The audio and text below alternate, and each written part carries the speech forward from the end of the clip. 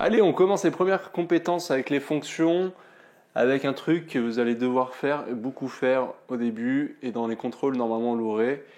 Même en seconde, on l'a, donc normalement, en troisième, vous l'aurez. C'est de passer du français, d'une phrase en français en une égalité, ou d'une égalité en une phrase en français, avec les mots que vous connaissez par cœur, qui sont images et antécédents. Donc ça, on a détaillé tout ça sur la première vidéo d'introduction. Normalement, ces concepts-là sont clairs. Donc là, c'est quoi? On part d'une égalité, on veut une phrase. Donc là, c'est plutôt partir de l'égalité et amener la phrase, l'image de machin, par la fonction f. Et voilà, donc ça, c'est ce qu'on va voir maintenant. Avant de partir directement dans cette phrase, je vous propose de faire un petit rappel sur ce qu'on a vu avant.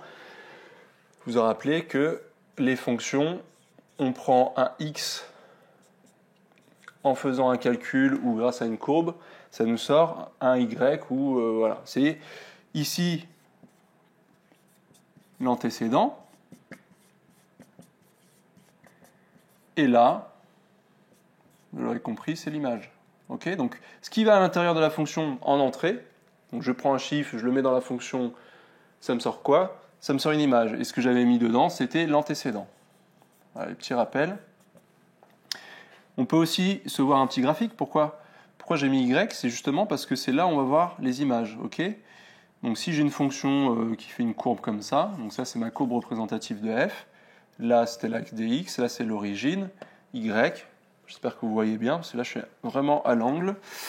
Donc si je prends n'importe quel nombre que je vais appeler a, tac tac tac tac, je vais comme ça perpendiculairement taper la courbe et perpendiculairement taper l'axe dy, c'est là je vais lire mes images, c'est le fameux f de a.